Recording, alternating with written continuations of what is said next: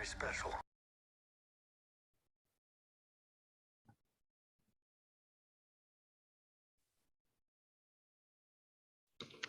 Hello, welcome to the Graduation Equity Webinar Series. I'm Keffi Anderson. I am a System Improvement Program Supervisor lead, and this meeting is being recorded and it should be available immediately on YouTube. Closed captions are available in the menu if you want to take advantage of that. And the PowerPoint is posted on our OSPI Graduation Equity Webinar page. So if you want to follow along, it's there. And we'll also get it for you in the chat with our links. This webinar is brought to you through the Office of Student Engagement and Supports within the Office of the Superintendent of Public Instruction. At OSPI, we believe each student needs to be prepared for post-secondary pathways, careers, and civic engagement. The Graduation Equity Webinar Series was created with the purpose of highlighting practices that increase access to education and ultimately to graduation. And through our webinars, we are striving to go beyond equality, to think about the opportunities that we have to examine and dismantle current policies and practices that result in disparate outcomes for our students, with the ultimate goal of ensuring that each student has access to the instruction and support that will make them successful in school and in life. We want to acknowledge historical context and engage our students, families, and communities as partners in decision-making to create the kind of schools that we know kids will thrive in. I want to share with you this ancestral lands overlapping map with you today. Spring's coming and it's a relief to get a little more sun and to see nature reawakening. And we ask that the participants of this meeting honor the ancestral lands on which each of you are located today. We'll get you some links to help you with that in the chat if you don't know where you're at. In my life, I mostly travel around the intersection of the lands of the Squaxin Island, Coast Salish, Cowlitz, and Nisqually tribes. And I'd like to acknowledge the Indigenous people who have stewarded this land since time immemorial and who still live here today. Tribal consultation is a great way to get to know your local tribes and begin relationships that benefit students and their families. And if you'd like to know more about it, we would love to connect you with our Office of Native Education. February is Black History Month. More specifically, this year, the theme is Black Health and Wellness. One of the most valuable history classes I ever attended connected historical events to their current iterations. And we can really see history repeating itself throughout this pandemic, where the people who are most severely affected are people of color. If you're not familiar with the history, Dr. Martin Luther King Jr. in 1966 addressed the medical community for human rights, saying, "We are concerned about the constant use of federal funds to support this most notorious expression of segregation. Of all the forms of inequality, injustice in health is the most shocking and the most inhuman because it often results in physical death." And we see this directly reflected in our school staffing with the lack of school nurses, school psychologists, and school counselors. And we also see it in the demographics of our healthcare workers and representation of students in medical schools. I'd like to encourage each of you to bring up Black History Month throughout this month with friends and family and in meetings or classes that you're hosting, and to tie it to what's happening today. Celebrate the Black visionaries, activists, creators, and change makers who are making history right now. As a powerful example of living history, I'd like to share this photo with you today called Our Moment of Resiliency. The photo was taken of 15 medical students from Tulane University Medical School, standing in front of former slave quarters. One of the students that organized the photo grew up in a rural town in southern Mississippi, where she says she rarely saw Black people in positions of authority or prestige. She shared, "If I had seen this photo when I was younger, it would have been validation. The people telling me that I couldn't be an orthopedic surgeon, that I should have a plan B, but they didn't say that to my white classmates, that they can't hinder me in any way." And she went on to share, "I could just imagine our ancestors in heaven looking at us and being so happy. They're saying, look at them. They're doing so well. Their resiliency is shining." I hope this image inspires you. It inspires me, and I hope it continues to be shared out. We chose to talk about re-engagement today because more students than ever before are disengaging from school. In Washington, we have local control, and because each school district has its own ecosystem, the programs available in each place aren't always really well known. And we want to share with you some strategies for launching and strengthening re-engagement practices and programs. We've brought Dr. Victor Rios on to share innovative ideas for serving at Promise and Opportunity youth. We also have a panel of practitioners from the Highline and Clover Park school districts with us, as well as some of their re-engagement partners to talk about the design of their re-engagement systems. We'll also share some great resources that we hope you'll find helpful. I've brought with me today Mandy Paradise. She is our OSPI Re-engagement Program Supervisor Lead. And Mandy's brought with her Dr. Victor Rios. He's a speaker, advocate, author, professor, and associate dean of the Division of Social Sciences at UC Santa Barbara. On our practitioner panel, we have Michael Sita, principal at New Start High School in the Highline School District, as well as Venetia Willis Holbrook, who is an assistant principal for Open Doors Re-engagement in Clover Park. Michael and Venetia have also brought some of their partners, including Mikhail Tatrin, site administrator of an educator for Southwest Youth and Family Services, as well as Molly Ward, director and educator at Career Link at South Seattle College, as well as Todd Dahlstead, who's a program manager for Graduation Alliance. Welcome all for coming. We're so glad that you are here. Yay. We also would like to get to know you as our audience. So we're going to take a moment to look at who has come today. We'd love to know what your role is, what grade band you're most familiar with, and how familiar you are with this topic. So I'm going to launch that poll and we're going to take a look at who is here. Buenos dias to the chat. Just looking through. It looks like we have quite a few in the counselor, psychologist, community liaison range.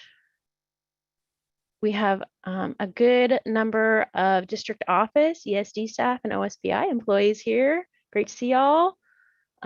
We have a good number of administrators, but it looks like the counselors are probably our largest audience. A lot of the folks here have familiarity with both, but the majority are middle and high school. And if you are from a different category, we would love to know more about your roles. Please feel free to add that into our chat so that we can see your role there too. And most people in our audience, about 75%, are somewhat familiar with this topic. So I'm going to end this poll, and if you didn't get a chance to participate, that's okay, don't worry. We will have another poll coming up that you can participate in. Next, we're going to go to Mandy Paradise. Mandy is extremely knowledgeable about re-engagement and behavioral health. She's also worked on substance abuse prevention with work on Project Aware. Welcome, Mandy. Would you like to share your screen? I certainly would. I hope everybody can see my slides at this point. Thank you so much for the warm welcome, Kathy. I also want to just say thank you to all the youth re-engagement folks who showed up today. I won't be able to do justice all the way for the hard work you do, but I'm so thankful you're here in support. And to anybody else who's here, thanks for being curious about youth re-engagement. My job today is to share specifically about Open Doors 1418 youth re-engagement programs. It's a really unique system we have here in Washington, and I'll be able to give you more details in just a moment. I also wanted to let you know that our webinar will be weaving in larger re-engagement efforts. And when we hear from our panelists, not only will they be able to talk about Open Doors, but they're also going to share some of their wider re-engagement work. And just noting that re-engagement is a broader effort by all folks in K-12, and it can involve educators in all roles and at all levels for any students who are at risk of disengaging or who already have disengaged. My focus will be on secondary level. So let's get started with Open Doors. We're going to use the multi-tiered system of support continuum, and it helps us visualize the intended function of the Open Doors 14-18 Youth Re-Engagement programs. Now, conceptually, Open Doors exists in the third tier of MTSS, and it exists to serve students who are failed by the existing education options, or for students who are unable to find success within the prototypical or traditional school setting. Now, if we start at the base, we can see that the comprehensive high schools and the dual credit options, these options are accessible to any secondary student in Washington. But when the prototypical environment doesn't meet student needs, students may be enrolled into or funneled into various alternative schools or might participate in alternative learning experiences. The next stop on the continuum after traditional and alternative schools is often online programs and then credit recovery or credit retrieval options. It's really at this point in the services continuum that Washington State has situated the Open Doors 14-18 program. So for students who have been pushed out of school or who have left school for a variety of reasons, Open Doors 14-18 offers a highly personalized option and a very special competency-based design. The program fosters what we would identify as a flexible and supported environment where any student's progress can really be realized. Now, the Open Doors program is designed to serve older youth who have become disengaged with those traditional education options in public high schools.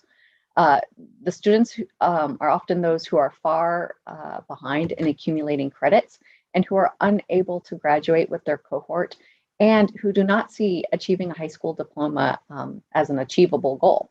So these students are what we see as just full of potential and at promise for what comes next. And they're also Washington students entitled to an education option that helps them flourish starting exactly where they are. I just want to bring this home by saying that Open Doors exists to re-engage youth who are not likely to re-enroll in a traditional or even an alternative high school where the options that they've already experienced have failed them there. So here we have displayed the student enrollment data for Open Doors 14-18 programs over the last few years. Now, though the programs have been steadily growing during the years of COVID-19 and the pandemic, we have seen our enrollments decline. Next, I'd like to share with you what we're learning about the outcomes of the Open Doors 14-18 Youth Re-Engagement Program. The data I'm going to share with you in a moment comes from our annual report. And our annual report is put forth by the Washington State Educational Research and Data Center. We commonly refer to that as the ERDC. The report tracks our 2017 cohort of Open Doors youth, and it tracks them over several years. So let's take a look. What we're going to be looking at here are students with a graduation requirement year of 2016 who were indicated on our data systems as dropped out and who then re-enrolled or enrolled period in Open Doors in 2017. Now, of that population, some re-enrolled into Open Doors and other students who disengaged in that cohort did other things, but it wasn't Open Doors. So we're looking specifically at youth who had been pushed out or who had left school, and then were re-engaged in Open Doors 14-18 programs. And we're going to be comparing the outcomes amongst the youth who re-engaged with Open Doors to their Washington peers who were not re-engaged in Open Doors. Here's what we're seeing as outcomes for 3 years later. Among students who were disengaged from, pushed out, or who left high school, those who participated in Open Doors earned GEDs at almost twice the rate of students who did not participate in Open Doors. Among students who were disengaged from or left high school, those who participated in Open Doors 14-18 programs graduated and earned their diplomas at twice the rate of those who did not participate in Open Doors programs. Now, let's look at our post-secondary enrollment. Disengaged youth who participated in Open Doors enrolled in post-secondary institutions at more than twice the rate of youth who did not participate in the program. Now, this means that youth who participated in Open Doors were more than twice as likely to enroll in a post-secondary institution, whether or not they received their high school diploma. So I just want to pause and say that this shows us that Open Doors 1418 programs really do operate as an on-ramp towards post-secondary opportunities. The last element of this chart represents the 3-year outcomes with employment. So among students who were pushed out or dropped out or otherwise disengaged from high school, young people who participated in Open Doors Youth Reengagement were more likely to be employed than those who did not. Now, before we leave this data, I just have a few closing thoughts. What we know is that Open Doors 1418 programs offer options for youth to progress towards multiple pathways of these particular outcome examples, right? So what I mean is that Open Doors students who earn their GEDs may also have enrolled into a post-secondary institution and may also be indicated as having been employed as their 3-year outcome. And lastly, just to kind of like circle back to the purpose of Open Doors 1418 programs and the intent to support youth in making progress. So what we see here are key academic benchmarks. We know that our students are progressing towards so many other goals that may not be captured or reflected by these 4 categories.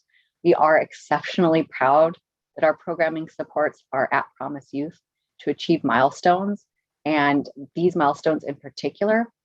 And yet we honor that this program is really more about supporting progress and making progress, because life is about progress and not necessarily perfection. Excuse me. I want to transition us from the program description and the data and set an anchor for ourselves to just breathe deeply into all the good sharing that's going to come ahead from our keynote presenter and our panelists. So to mark this transition, I just want to offer a quote for us to all sit with and just hear for a moment. Journalist Susan L. Taylor says that whatever we believe about ourselves and our ability comes true for us. I'm asking you to just breathe that in for a moment. This quote is a reminder. It reminds us that youth re-engagement work needs us to reflect on the deep impact of how identity dances with possibility and the role that we have in amplifying potential or restricting it. Our youth are shaped and we are shaped. We are shaped by who we are told we can be and what we are told to believe about ourselves. And with this, I'd like us to shift into a space of reception for Dr. Rios. It is my honor to welcome and introduce today's keynote, Dr. Victor Rios. Dr. Rios does bring a wealth of lived experience, knowledge, and research with him. He's a professor and the Associate Dean for the Division of Social Sciences at UC Santa Barbara. And his areas of focus and research include race and inequity, education, crime and justice, and urban ethnography with an attention in Latino sociology. You may recognize Dr. Rios from his well-known TED Talk entitled Help for Kids the Education System Ignores, or perhaps you saw him in the 2018 award-winning film, The Pushouts, or maybe you have read one of his numerous publications. Dr. Rios will be sharing a big part of his heart in addition to his experience and his journey. So with him as our guide, I just want us to consider how we work to serve youth and shape the experiences for broader re-engagement work. Thank you so much for joining us, Dr. Rios. Thank you. Thank you so much. It's an honor to be here. Good morning, everyone. Good morning, educators. And when I say educators, obviously, I'm talking about all of you that work to transform the lives of our young people. We are all educators, right? Whether we're counselors, administrators, front office people, whoever it is, we are working in youth settings, right? We're educating them, not just in the academic, right, but in sort of the life skills, the life altering skills that we provide them to really promote their futures. So I want to start by just showing you my report card back in the day, 9th grade. There it is. Talk about being disengaged, right? Um, this is grade 9. It might be hard to see for some of you. You don't have me spotlighted, but I'll describe it to you. So grade 9, freshman year, fall semester, I have a B and another B, so I'm doing good. But look at my F's and D's. And then 9th grade, I'm done. I'm done with school, right? I'm what's considered back then a dropout, right? And I love hearing this change in discourse, whether you hear folks talking about being a push out, right? Because dropout implies a choice, right? I had the choice and the opportunity to make the choice to leave school intentionally. But in my research and my film and that features young people that get pushed out, a lot of times what happens with these young people is that they don't have a choice, right? Like one of the young people in the film, for example, they're unfortunately father gets shot and they have to take care of their father. And then all of a sudden, 2 months later, they return to school and the school's like, sorry, you missed too many days. You don't have the credits. There's nothing we could do. And then the kid's like, okay, so the implication here is if I'm not going to pass, because I got all F's, and why even stick around? Yeah. So I'll tell you my own narrative, how I ended up disengaged early on in the school process. I was really into school and I love this idea of re-engagement, right? Because when you assume that a child at one point in life was engaged, right? We all come into this world engaged, right? We're seeking warmth, right? As babies, we have a nurturing that takes place. If our own parents aren't able to care for us, there's someone there for, the health, care workers that bring us into the world, the family around us, someone is giving us engagement. We're engaged in a community, right? And then as children, as infants and toddlers, we're very curious about the world, right? We want to be engaged. And so I'm engaged as a child, even though my world is full of adversities. You see, my mom was a single mother. My father was gone. She was struggling, looking for work. She was undocumented, so she was paid below minimum wage under the table, under the threat of her employer that if she told anyone that she was getting exploited, paid less than minimum wage, that he would call immigration and then they would send her back to Mexico. So my mom took this little bit of money, got us this little apartment, but this apartment was dilapidated. And not only that, the inside was really messed up. We had cucarachas. I don't have to translate cucarachas, do I? Those little creepy crawlers, cockroaches. And then we had rats, and then we had broken windows. The landlord would put up plywood instead of real windows. We had mold everywhere.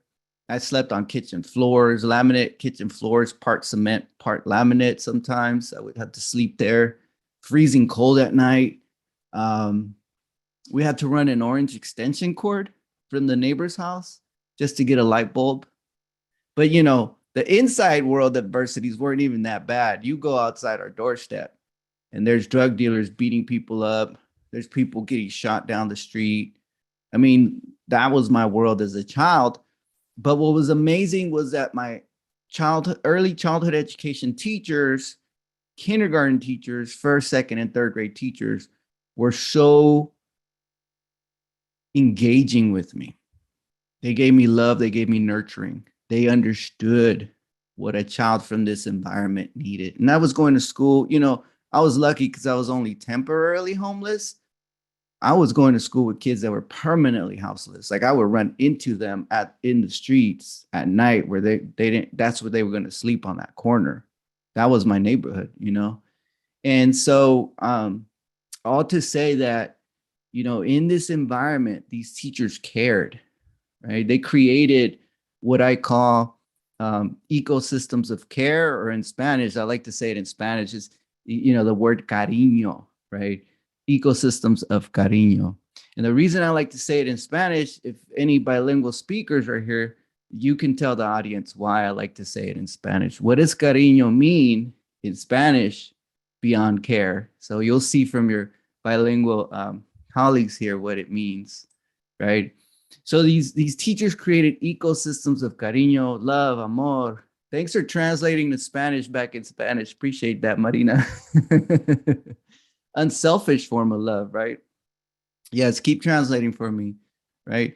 And so these teachers gave me a lot of love. They taught me how to read. They taught me how to, me enseñaron a hablar en inglés muy bien, porque yo hablaba español con mi mamá, pero yo podía cambiar and speak really clearly in English because of these teachers. They taught me.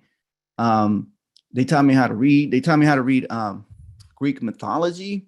I love Greek mythology, and that's heavy duty work, right? And I learned, those of you counselors, you know what I'm talking about when I talk about the Greek god Proteus. I learned about Proteus, and Proteus was a shapeshifter. He would turn into rocks. If he was among rocks, he'd turn into water. If he was among the water. And I guess what I'm trying to say is that, like, our young people, you know, they already bring grit, resilience, and shape-shifting abilities, right? Because they're survivors. So our job as educators is to help them continue to use their proteinistic qualities, right? There's a concept in psychology, proteinism. That's your ability to adapt to different environments, right? Overcome those adversities. I didn't know this. I was just a little kid reading about all these Greek gods, including Proteus, and I wanted to be like them. And that's how I escaped my environment. I would sit under the steps on the dirt reading Greek mythology. I was a little nerd. You know, I was engaged. And that's why I love your, like, the fact that you're seeing yourselves as re-engagement specialists.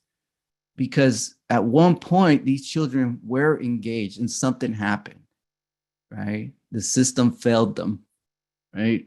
Communities failed them. Schools failed them. Social welfare systems failed them. Maybe their own families, right? I don't like putting blame on families alone, but we got to hold, you know, everyone accountable, right? So someone failed them, adults failed them, and disengaged the children.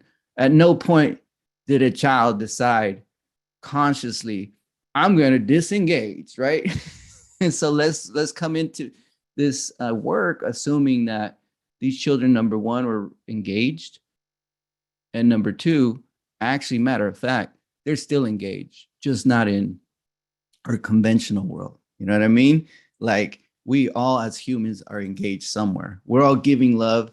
You know, we're all receiving love. We're all contributing our gifts to others, but society might not recognize that, right? So if you're living in the street with a street family, right, whether it's a gang or people you're surviving with, you know, you're giving love, you're contributing, right? So to say that they're disengaged is kind of disingenuous, because in reality, they're still engaged.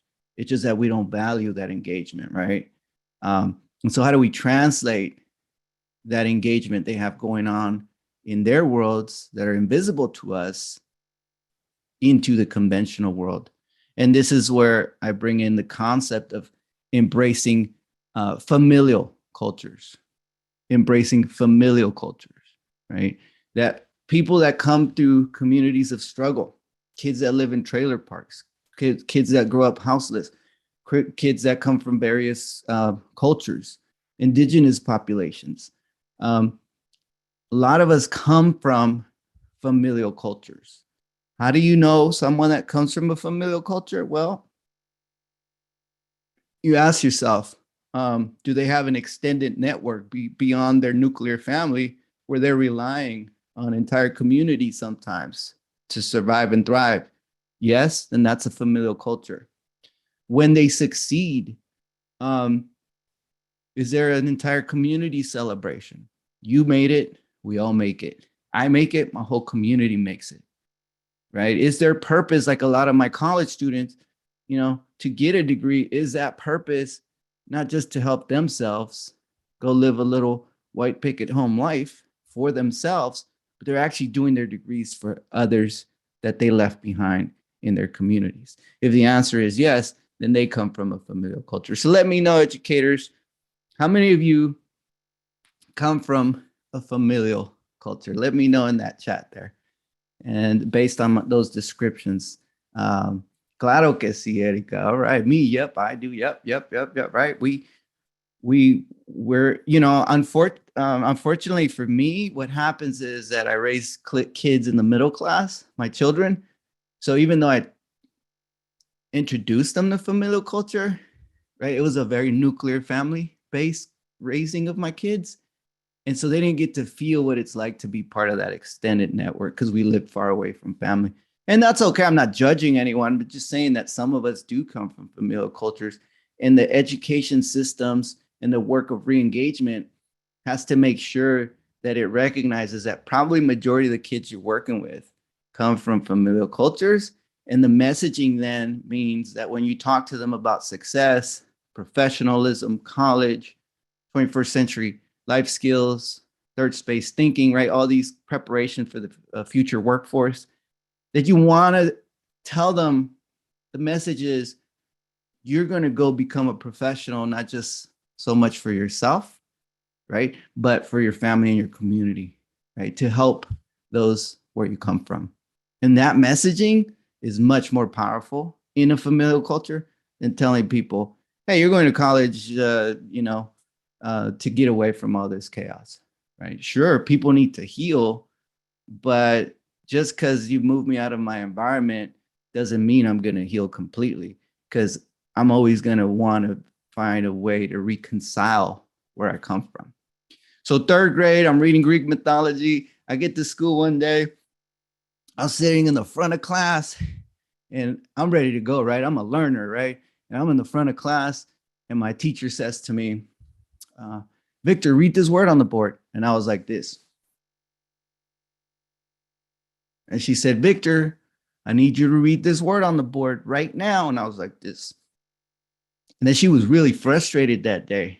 So then she said, if you don't read this word, I'm going to send you to the principal's office, right? And even though this teacher had taught me a lot, that day she got attitude with me. Can anyone guess why I would not read the word on the board? Put it in the chat there for me.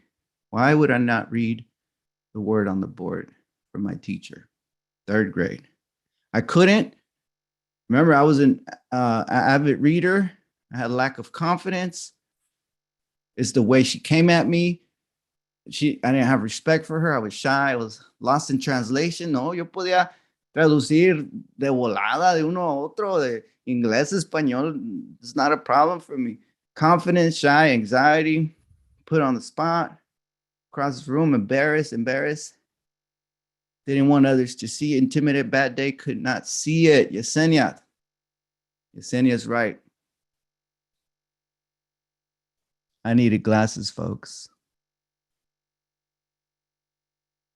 Now I want you to go back because y'all are experts in re-engagement. Y'all got degrees in connecting with marginalized young people. And yet, right? And don't get me wrong, I'm not trying to disrespect anyone because these are all important factors for teachers, educators to consider as to why kids are disengaged, right? I want you to look at all that text there, right?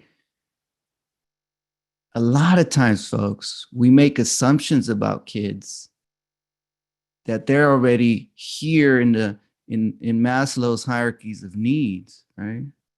But in reality, they're still here and we don't even realize it because our needs are met. So your needs must be met, right?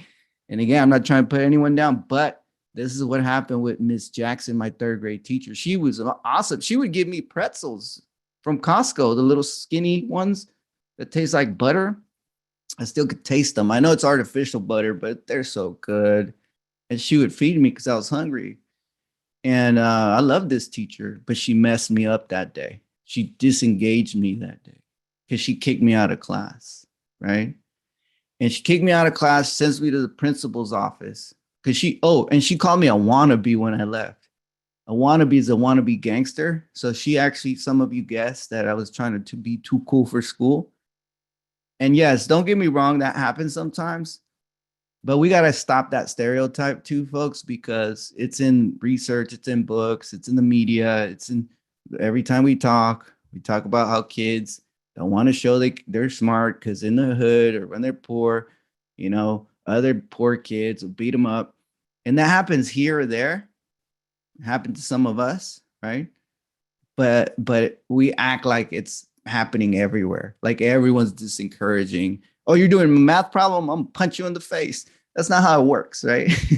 It's just sometimes. And so we stereotype it, generalize it, and all of a sudden disengaged kids are disengaged because they're too cool for school. And that's the theory we carry with us. When sometimes it's something as basic as a basic health condition or a technology. This is a technology that we're missing, right? Yeah. Oh, one of you just private messaged me, said, thank you. The same thing happened to me in 6th grade when I needed glasses. Shout out to you, educator. And thanks for sharing that. Yeah. So she sends me to the principal and the principal starts scolding me.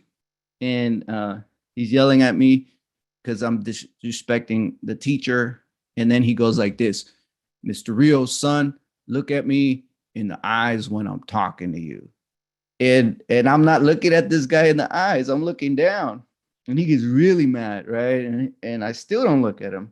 Can anyone guess on the chat why I wouldn't look at this guy in the eyes, even though he wanted me to look at him in the eyes when I was talking to him? I kept looking down. Yeah, culturally, right? Sign of disrespect. I've been everywhere.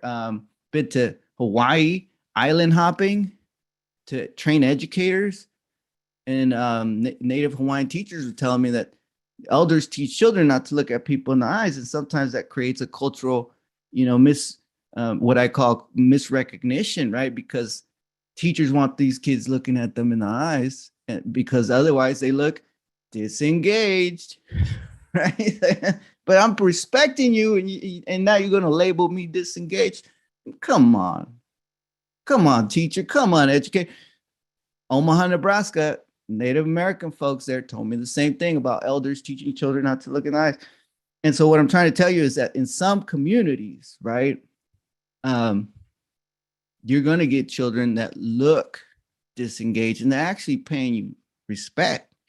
And we got to teach our teachers this, right? I mean, yes, many other communities as well, right? So anyway, I know what this principal was trying to do. And he wasn't wrong. He was just being assimilationist, right? He wanted me to assimilate to mainstream culture. But what he should have done is taught me that I could be a shapeshifter, that I could be proteinistic, that I could be proud of where I come from, go back to my community, pay deference and respect to my aunties and my grandma and whoever else. But when I came here to the business world, that I would look at you in the eyes and give you a firm handshake to close that business transaction, right? Because that's how we do business in America. Yeah, so you can teach both worlds, right? In Spanish, we say un mundo donde muchos mundos viven. One world where many worlds can live, right? And so in this re-engagement work, it's not about re-engaging you to the mainstream. It's about allowing you to show us how you're already engaged in a world of survival. And now we're going to teach you how to thrive. Because the next point I'm going to make is that many times educators are okay with just leaving kids in survival mode. Oh, poor kid, I feel so bad for him.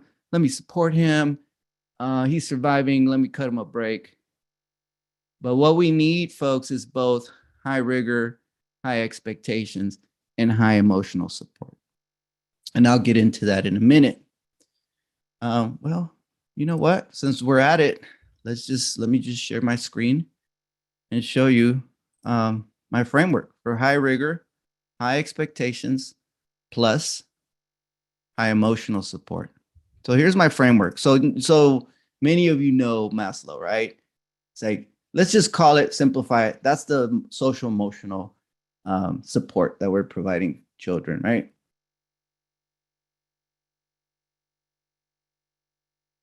And then we have Bloom, right? And Bloom, right, is kind of the academic learning process, right? Understanding, evaluating, making, right? The rigor, okay? So when you so some people say, well, let's do Maslow before Bloom, but that's actually a question for me. It's like, is it really Maslow before Bloom? For me, actually, that's not the case. We have to fuse these two worlds together. And this is what I call Mas Bloom. Of course, I'm a Spanish speaker, so I'm gonna, say it with a Spanish flair, Mas Bloom. And that's the social emotional support plus the high rigor, high expectations. And this is what it looks like, right? To achieve student prosperity, right? Not just student survival, not just student resilience, not just student grit, because poor kids and disengaged kids tend to get grit and resilience all day long. Oh, yeah, stay over there and survive. You got grit, you got resilience. Wonderful. Meanwhile, our middle class kids are going to get prosperity, right? To really reach prosperity for our children, we have to fuse these two worlds together. So I had a teacher that really understood what it meant to bridge these two worlds together. And that teacher was Miss Russ. Third grade, I shut down from school. I became disengaged. So I stopped reading. And I told myself, I'm like, I hate school. I hate these teachers. I stopped doing any work, any math. My learning loss, folks, was from third grade to 11th grade. That was my learning loss. That's 8 years of learning loss, 8 years of disengagement. We're so obsessed right now with the pandemic, the learning loss of the pandemic in education, right? Just Google it, learning loss. And it's like learning loss, learning. Guess what, folks? Learning acceleration doesn't happen one-to-one, right? Oh, we lost 1.5 years of learning. Oh, I'm gonna give you 3 years of learning. That's not how it's gonna work. We just gotta give children high expectations, high emotional support, and then when they're ready, they'll catch up. Some will catch up in 6 months, right? I'm talking about a houseless kid that's like, I'm ready to catch up on my learning, and they accelerate and end up at Harvard one day, right? And then other kids are going to take them 5 years to catch up, and that's okay. And we have to be okay with that as an education system. My teacher was okay with us learning on our own pace, re-engaging on our own pace. So from 9th grade, 10th grade, 11th grade, she was on me, and I just wouldn't listen to her because I was in the streets. I was getting arrested. I was going to juvie, in and out, 3 grand theft auto felonies.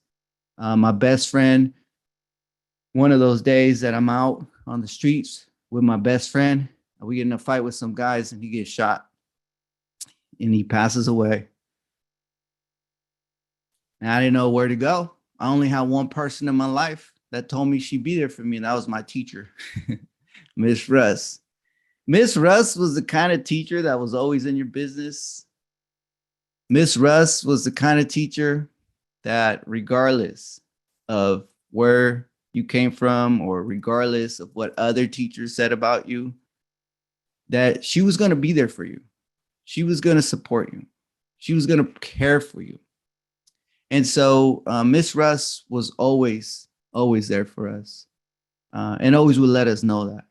And even though we disrespected her sometimes, she would always say, right now you're not ready, but when you're ready, I'll be here for you. So I go back to school looking for my teacher.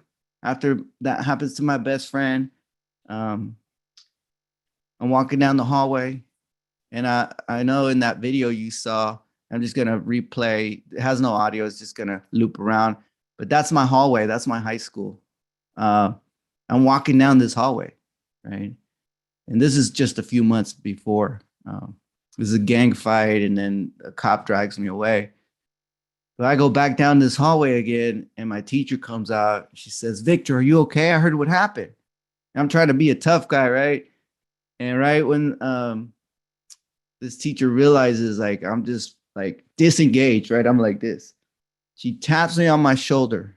And right when this lady tapped me on my shoulder, all my pain, all my fear, all my anger grew. And I began to cry like a little kid in front of the whole school. And you know what this teacher did? She opened her arms. She gave me a hug. She said, Victor, I'm here for you. If you're ready to change your life around, I'll be here for you, but you have to do the work, right? The work of re-engaging for Miss Russ was the work of enhancing her students' dignity. I'll say it again because this is in my research. A lot of children that become disengaged because they've been systematically stripped of their dignity throughout their lifetime. A lot of children that are disengaged have been systematically stripped of their dignity throughout their lifetime. The work of a re-engaging educator is to enhance our young people's dignity and the dignity of their families, right? And that's important, to be culturally responsive, because a lot of times some of our families are going to show up and say, you've all failed us for generations. How are you going to help my child?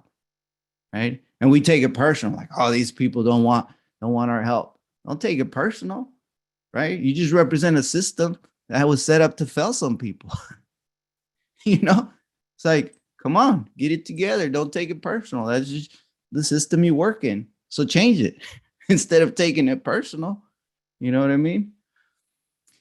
So Miss Russ helped me change my life around. She sent me back to school, put me through credit recovery, sent me to night school at the community college, re-engaged me, right? And the way she re-engaged me was to enhance my dignity and to teach me that college wasn't just for me. It was about helping my family. Because she said, oh, Victor, I know how your mom lives.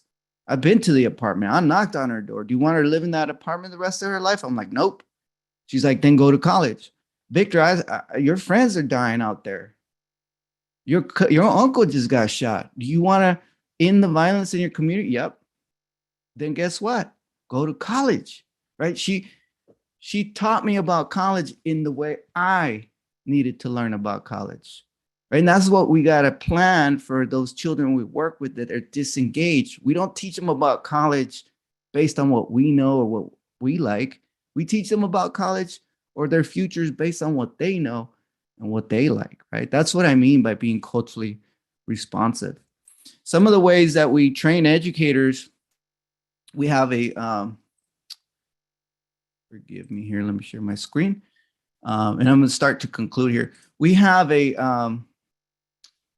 year-long training module for educators, and some of the tools we provide, right, is asking educators to make small 10-degree shifts in this work of equity and re-engagement, right? So many times we ask educators to do a whole transformation, 180-degree change, and it's like, come on now, human behavior is about making those small shifts. What can you do to make a change? We also go in and talk about how do we create an asset-based school, right? Not deficit, right? Oh, kids are at risk. No, they're at promise, right? So then educators get to develop a framework in their own environment on how to make that school an asset-based school. And then more reflection on 10-degree shifts. Oh, we have a conference coming up April 2nd where we will be celebrating the publication of our new book, From Risk to Promise, A School Leader's Guide to Professional Learning and Prosperity-Based Education. And check us out at scholarsystem.org for more information and for free tools that I am discussing at the moment. So educators, because of someone like you, I found the key. I'm gonna tell you what key that was. My teacher helps me catch up on my credits. I end up graduating high school with a 1.9 GPA, which was big for me because I had a 0.9 GPA. And then I went to a 1.9. My teacher convinced me to apply to college. I get to college. I do 4 years, had a lot of support, a lot of programming, a lot of opportunities. End up graduating college. I said, after all I've been through, I want the highest degree I possibly can get, PhD. I go to Berkeley. I complete a PhD. In the year 2005, I became Dr. Victor Rios. the key that Miss Russ helped me find, with her enhancing my dignity and being culturally responsive, re-engaging me in school, was a key to help my family. You see, I graduated Berkeley on a Sunday. On a Monday, I went to the bank. I asked for a home loan, went and bought a house. A couple months later, I had the key to the house, drove to my mom's dilapidated apartment, knocked on her door. She opened the door. I put my hand in my pocket, said, "Mom, I'm sorry you had to wait 30 years, but here's the key to a proper place to live." You see, educators, the work you do to re-engage children every day, that's life-altering work. That's life-changing work. You are true transformative human beings.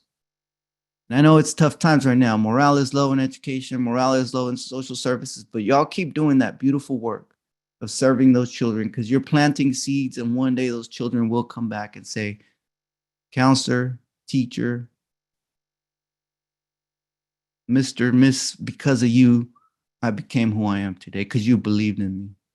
And this is what I call educator projected self-actualization. You project for a child a future they haven't even begun to see for themselves. I was this kid on the left side throwing up gang signs. That's who I saw myself as, but my teacher always saw me as a professional that didn't exist for 20 years.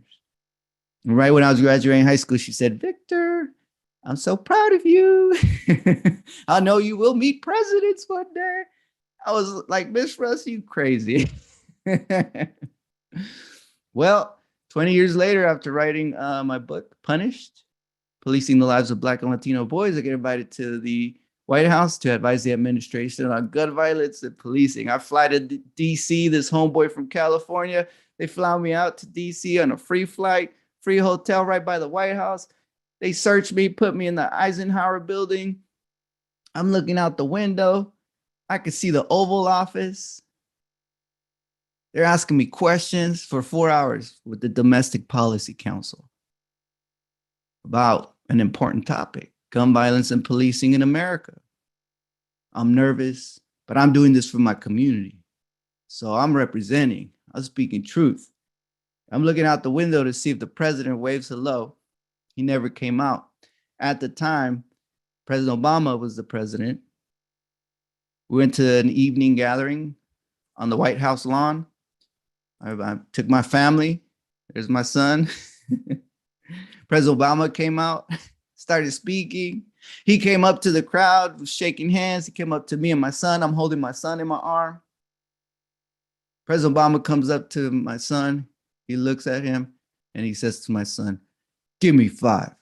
Don't leave me hanging." In that moment that my son's hand and Obama's hands touched, guess who I'm thinking about? Miss Russ, you really are crazy. So, final question to you before I conclude, folks. Can an educator predict the future? Can an educator predict the future? Yes or no? Yes, yes, yes. I'm going to tell you, you cannot predict the future, but you can project the future. I'll say it again. Educators cannot predict, and that's the problem in education. Oh, this re-engaged kid, he'll never make it. You already predicted the future. Oh, this disengaged kid, oh, his parents are strung out. Poor thing, will never make it. You're predicting the future. That's the problem in education. We're too busy predicting futures. We got to stop predicting futures. We got to start projecting futures. Project positivity, project that a child will have a prosperous future, project high expectations, project an enhancement of dignity, hold your colleagues accountable when they're stripping children and their families of their dignity. You know what I'm talking about, because it happens every day, not rampantly, but it happens every day. And when I work with educators, they identify it. And the honest ones, they'll tell me I've been part of that too. At the end of the day, keep believing in your students, educators. My teacher believed in me so much.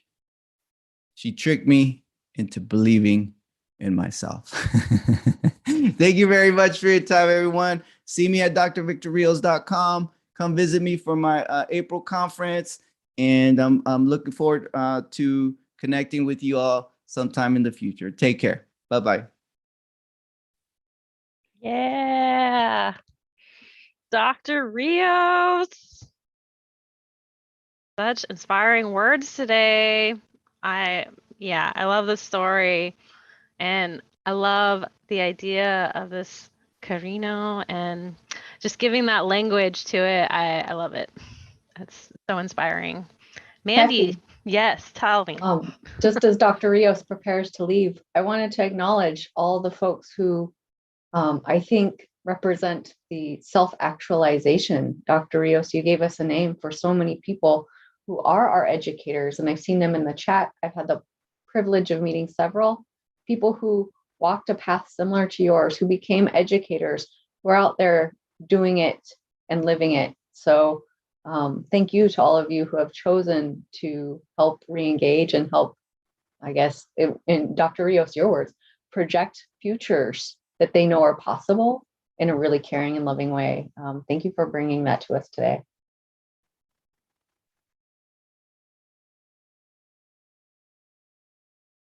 We're so glad that we could have Dr. Rios join us. We're not seeing anything in the Q&A, but as people have questions, I want to encourage you to reach out to Dr. Rios through Scholar System and keep the conversation alive. We are going to go to our practitioner panel next. But first, we wanted to hear a little bit about where people were at with their 14-18 open doors. So we're curious about people's awareness around this. Does your district have an open doors youth re-engagement program? Mandy, you want to tell us more? I'd love to. Thanks, Kathy. Yeah. Open Doors 14-18 Youth Re-Engagement Programs. These are the programs that we talked about just earlier in the webinar, but they feature and focus on serving students who are traditionally older and who are have some severe credit deficiencies. They're made in the purpose of what Dr. Rios was speaking about. Folks running youth re-engagement programs bring a high warmth and high demand, and they are looking to turn the system into a service, right? So it's not a credit retrieval program, it's a student retrieval program, and we're here to meet students where they're at and help them flourish. If you'd like more information, you can reach out to myself, or you can visit our website, and we'd be happy to tell you more about the programming. You'll also meet some of our panelists today who are the direct providers of such programming. They're also great resources. I'm gonna end this poll, and I just want to share out these results with y'all. It looks like there's a lot of yes going on, and there's people who aren't sure or haven't heard, and maybe it's not applicable to you as well, but it looks like we've got about 46% who are aware of an Open Doors Youth Re-Engagement program going on. And Mandy, your hand is still up. Did you want to say more? No? Okay, just making sure. So what does this really look like in real life? We wanted to talk about some Washington programs and what it looks like here. So next, we're going to be talking to a panel of practitioners. We have Highline and Clover Park on with us today to talk about their re-engagement systems and a few of their partners. And so I'd like to go around the panel and have each of you just briefly describe your role and maybe tell us a bit about your program. And I think first we're going to go to Molly. So Molly, do you want to tell us a little bit about CareerLink? Yeah, definitely. Thank you, Kefi, and thank you to Dr. Rios. That was super inspirational, and I greatly appreciated it. So my name is Molly Ward, and I'm one of the directors of CareerLink High School on the South Seattle campus.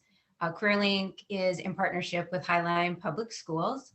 I always like to tell students when they first come to learn about the program, we're a come to school every day type program, but with adjusted hours and days so students can balance life with school. Our students have a lot going on, meaning work full time, some are parents, so we really think being flexible is important. We also place a high value on the relationships we form with students. As much as I'd like to think it's my super engaging curriculum that brings students to school every day, it's very much about the relationships we form with them and the connections that they make at school that really bring them back day after day. And then lastly, I think it's important to note being located on a college campus is really important. Our students are very proud that they get a South Seattle College ID while they're finishing up their diploma. 75% of our graduates leave with college credit. We connect them into both academic programs, tech programs, and trade programs. So for example, right now we have students taking automotive, welding, and culinary. So we think that's really great. So that's us. Thanks, Molly. Yeah. And next we're going to go to Todd. Todd, do you want to tell us a little bit about Graduation Alliance? Yeah, absolutely. Good morning. My name is Todd Dahlstead, and I'm the Senior Program Manager with Graduation Alliance. Thrilled to be on the panel today with our Highline and Clover Park partners. We actually have 53 district partners in Washington that we work with to provide online options with face-to-face support. We typically serve students that cannot or will not attend a brick and mortar facility. These are students that have time and place barriers and need the flexibility to fit school around their work-life schedules. We offer support in a number of ways. Kind of the 5 key supports to students are the academic coach, which helps students with pacing and progress of classes. And so if I can reference Dr. Rios's slide, the academic coach would focus on the Bloom pyramid, the Bloom hierarchy. And then the local advocate is a person who lives in the area that meets with the kids either face-to-face or virtually. And the local advocate would be focused more on Maslow's hierarchy. Again, if I could reference Dr. Rio's slide. So again, happy to be here today and look forward to some of the questions coming. Thanks. Todd. Next, let's go to Mikhail. Good morning, everyone. I'm a SET administrator and educator at Southwest Youth and Family Services Education Center. And our chief focus, which I'm also making sure to put in a chat so that you can see as well as hear me at the same time. We work with youth of 16 to 23 years old who are either looking to earn their high school diploma or their GED. Many of our students do stay with us through graduation. However, some want to return to their home schools because it's part of what a credit retrieval program is about, or can be about, is that students can return to their home schools to graduate with their same cohort. We're based in West Seattle, and although we draw students from throughout King County, we tend to draw a lot more students from South King County. In addition to our department, our agency also offers and works with counseling, further case management, youth development, child rearing. So basically, holistically, reaching members of our community from birth through adulthood. And we're looking to open a new Southwest location in a brand new building in co-partnership with a number of local organizations in about 18 months in White Center. And we also have Michael Sita. Michael? Hello, I'm Mike Sita. I am a principal of small alternative schools in Highline School District. I am also the administrator for our Open Doors partnerships and programs on the district side. And I will have an opportunity to tell you more about that later. Venetia. I'm Venetia Willis Holbrook. I am the assistant principal for secondary programs in Clover Park School District, and I support our Open Doors program for the district. So thank you. Welcome all. So thinking about just these systems of re-engagement, we thought it might be helpful to get a look at what is the branching and what are the different pieces of it. And so, Michael, we were hoping that you'd be able to share a little bit about what Highline School District's program looks like. And I'm just going to get this slide up here. Can you talk us through a little bit what your system is? Yeah, absolutely. Do I just tell you when it's time to move the slide? Yeah, let's do it. Okay, here we go. So this slide basically shows a high view of our district secondary programs here. Since the focus of this webinar is on Open Doors programs, you can see on the left there the Highline Open Doors programs that we work with. So these are like great partners. We've had relationships with all these programs for a long time, and they are the leading edge of our re-engagement work. So it's an honor and a privilege to work with each of these programs, and quite a few of them are, the directors are on the panel here as well too. So that's a list of our programs. I'm not going to read the whole list to you because there's so many, and that's really great for kids. Lots of options. Each one of these is a different model, different shape, looks different, feels different, and they're just great partners in doing the important work that Dr. Rios was talking about as well. We also, in the world of re-engagement or providing options for kids, in the center column there, you'll see we have a number of alternative schools and choice schools as well too, which are options for students, and those are in the center column there. Then of course we have our traditional, our comprehensive, large comprehensive high schools as well. And they work for a lot of kids, just not all the kids. And that's why these alternatives, options, re-engagement programs exist, because we want to give all kids access and opportunities to achieve in secondary. Next. You want to tell us a little bit about your referral system? How does that work? Yeah, exactly. So this slide is a picture. If you just look at the focus on the left column that I had up there, which was our Open Doors programs, you can see these are, in a nutshell, kind of all of our opportunities. Go ahead, read around the names. You've already heard some of these names as well. With so many options, it can be very difficult and sometimes even a barrier for a student to re-engage. Lots of choices out there, lots of options. Each one of them is different. And we fortunately have put together and have been developing for a few years now something we call the Connection Center, which is operated out of the Family Service Center at the district offices, which are a central location in the Highline School District.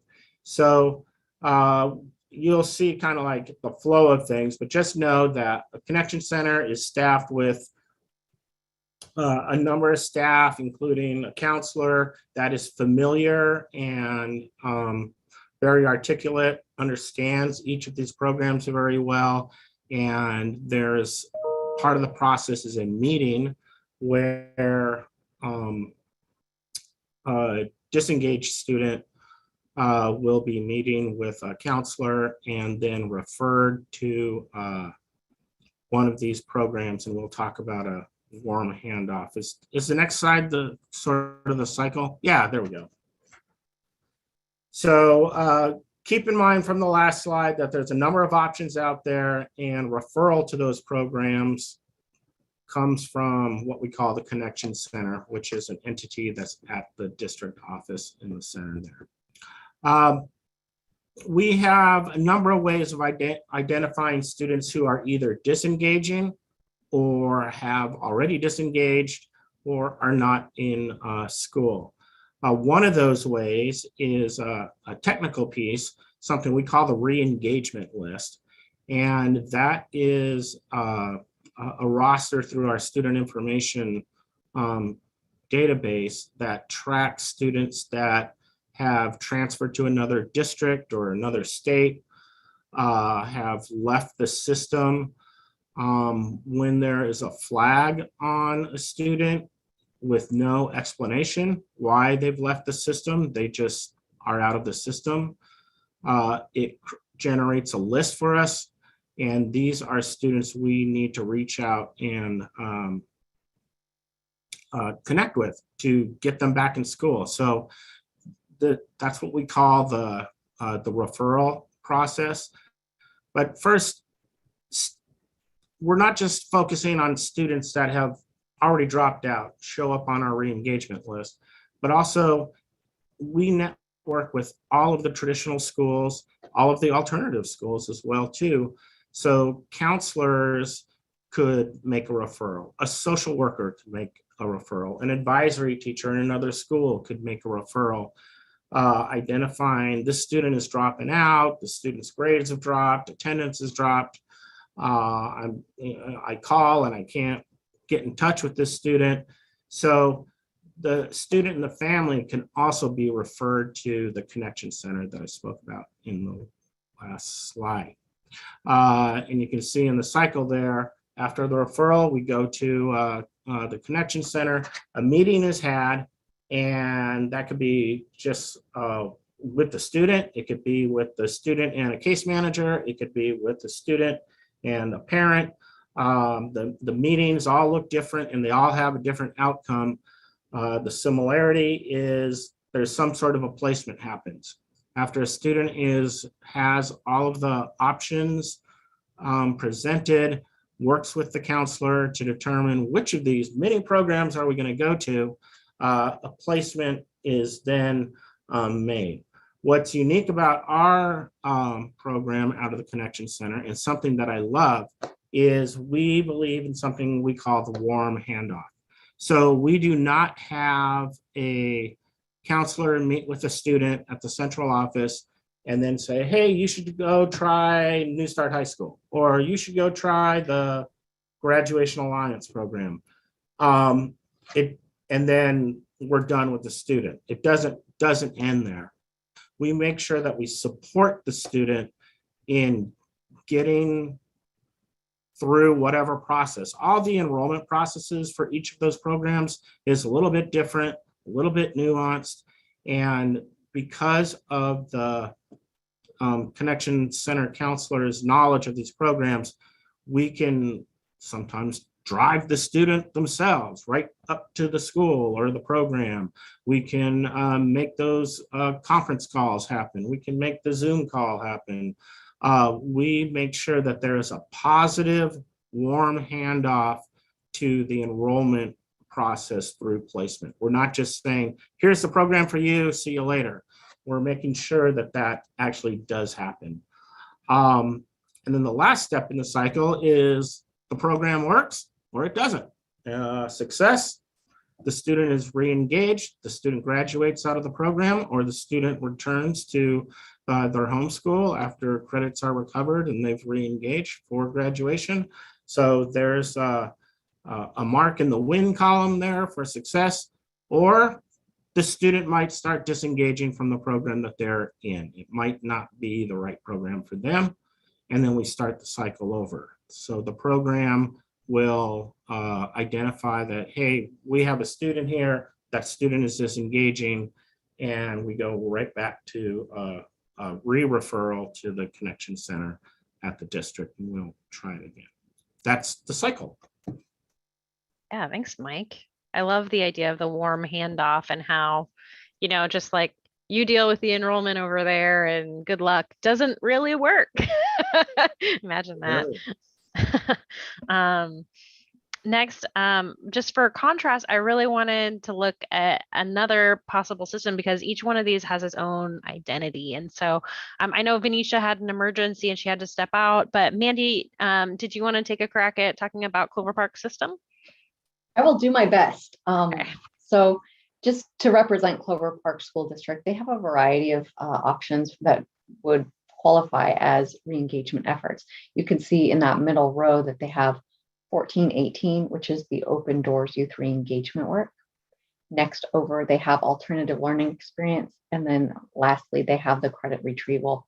So those are all the tiered options that students who are at risk of, or who may be already in the category of disengaged or disengagement. What we notice here too is that there's no wrong door, so they have multiple options available through their district to serve students. When it comes to credit retrieval, Clover Park offers Clover Park High School options as well as Lakes High School options.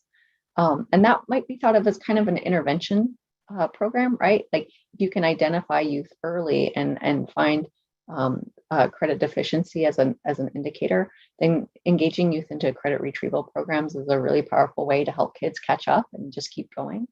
Next, Clover Park has their alternative learning experience or their ALE programming.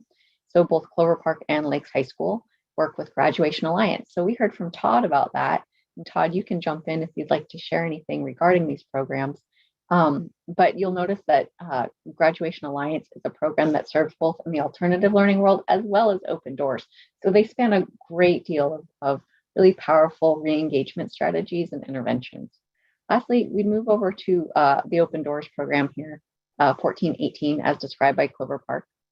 They have an on-site open doors program. They have an open doors program run in partnership with Todd and Graduation Alliance. So that's more of the online based, but with face-to-face supports in terms of case management and support or student engagement efforts. And they also offer the Fresh Start program. So they're working with other community-based organizations and other providers to help provide many open doors pathways that serve their students. Would anybody like to add to this quick, brief description of the Clover Park District's programming? Yeah, I would say what Highline and Clover Park have in common is that what Michael called the warm handoff, but kind of once students get into this web, there's a constant feedback loop. So if a student's not successful in one area, they go back to the Connection Center, or at in Clover Park, at their Open Doors program is actually a physical location. So that's kind of the key point for me, is just the partnership. And once we get a kid kind of in this net, we don't let them out. I love that. Thank you. And I just wanted to make a quick correction. Somebody helped me in the chat that regarding the Fresh Start program, it is a Tacoma-based program and it's in partnership with the Tacoma Community College. Yeah, thanks for pivoting there, Mandy, and for sharing some of Clover Park's just structure around this. I know that, go ahead. Well, I just wanted to say that now might be a good time to just kind of distill a few things that we've heard from our panelists. One is that there are like 4 pathways. So you're hearing all of these providers who are braiding together resources, approaches, and opportunities. Some of them are partnering with community colleges. Some of them are partnering with high quality online providers. Some of them are doing district-based schools. Some of them are providing on-site programs versus ones that require more or less attendance. So there's no wrong way to do open doors. And again, if you'd like to learn more, we can certainly help you vision the full suite of pathways and opportunities that are available within this program. Sorry, I'll pass it back over to the panelists now. Thanks, Mandy. Well, I think that the pandemic has come up a lot over, just the impact on our schools has been so big. And I'm wondering, Mikhail, can you tell us a little bit about how the pandemic has affected your work and how you're adjusting? Oh, yeah, we've had to shift pretty radically. Foremost, when the shutdowns began, we had to look at how can we make digital equity happen. Most of our students do not have computers at home. Many do not have reliable Wi-Fi at home. And so that was first and foremost, because when working remotely, if we don't have those two things and libraries aren't open, then being solutions oriented, how do we address that? We've had to develop remote digital services for the first time. Most of our students do not benefit from working on their own. They benefit from being face-to-face, in person. And so we've had to develop, we've had to work on the fly early on and then really stick and make routine of those processes. So having more and more of an online presence, whether that's through social media or through having like a one-stop nexus where all courses can be placed and students can access their learning, and there can be that whole interaction. We've also had to do a lot more, much greater volume of case management with our students and youth. Far more phone calls, far more texting, so many home visits. Being there and meeting students psychosocially first and foremost for relationship building, and being extraordinarily patient with the academic, because we've already shared regarding Maslow's hierarchy of needs, that if the security and safety isn't there, then the learning can't be there. So those are some of the robust things that we have, how we've approached current conditions. Thanks, Mikhail. And yeah, that definitely, I mean, the Maslow before you can bloom is alive and well. And I'd love to hear from Todd as well. Like, Todd, how has the pandemic affected your work? Are you also seeing digital divide? How are you adjusting your practices? Yeah, so for us, all of our students were already accustomed to online learning, so we didn't have to make the switch that so many others did. We did have to make the adjustment from having face-to-face meetups or meetings with the local advocates to virtual. And so that was certainly an adjustment period. But the attendance meetup actually went up after that. We made that adjustment. So that was a really important learning for us. And now we offer both, again, the face-to-face and the virtual. So I think providing more options for kids is the way we always want to go. More options, flexibility. I think that's kind of like the name of the game. Yeah, coming up with some different ways to do it. So for re-engagement programs, I've heard that the goal isn't always necessarily graduation. And so I'm wondering about how y'all evaluate your success, and what does success look like in a re-engagement program? And Molly, I'd like to start with you. So I think it needs to be gauged on many different things. Sometimes it's just day to day, where you're able to come to school and show up. And some days that's a win, especially coming out of the pandemic and trying to get students back on campus. We see a lot of anxiety as that transition is being made. So I think that's the first thing, is success is just getting to school some days, and then, getting work done. So we look at it short term, and then we also look at it long term in terms of pathways and graduating. We do like to see graduation as a first step, and really try and connect students to something after graduation, whether that's, going to college for an academic pathway or a trade or a tech program. But as a program, we try and celebrate little successes, the coming to school every day, the finishing a quarter, and then of course the bigger successes of graduation and the transition to the next step. Yeah, attendance is crucial, right? And I think Attendance is crucial, and it's a big part of our program. So just celebrating that.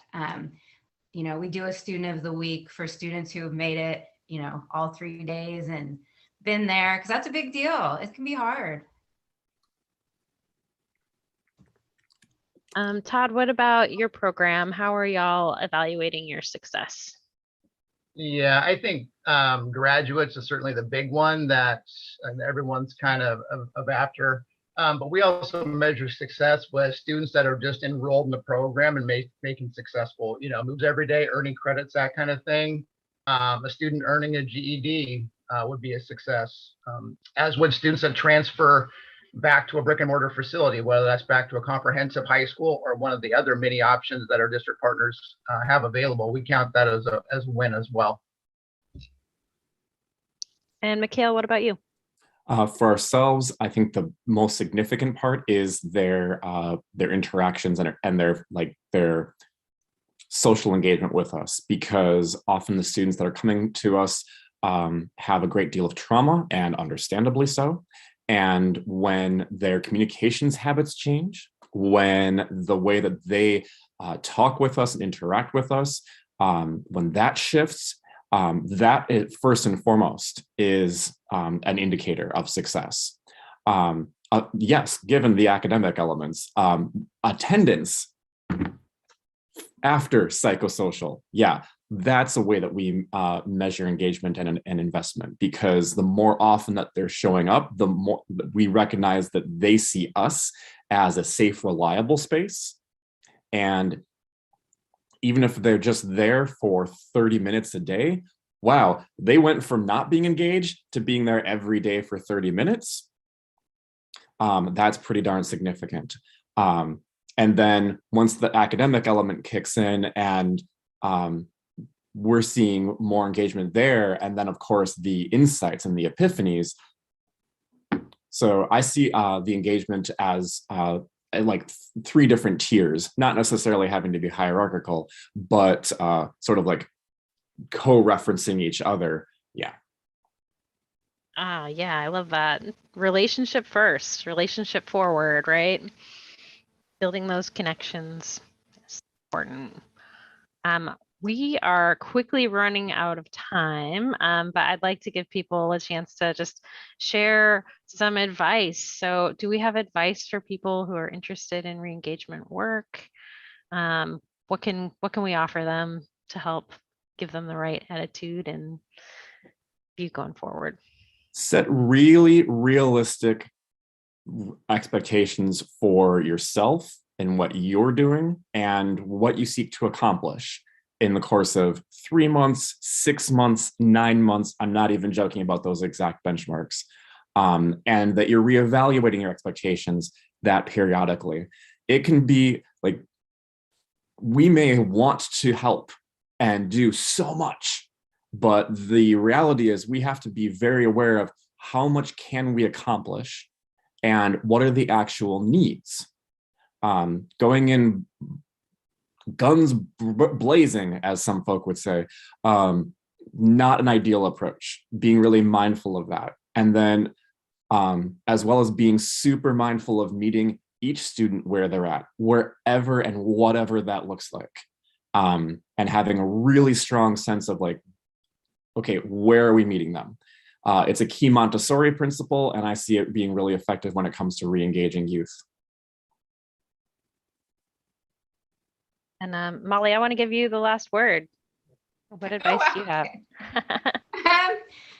I think for us, we look at our school and our program as coming from a place of caring.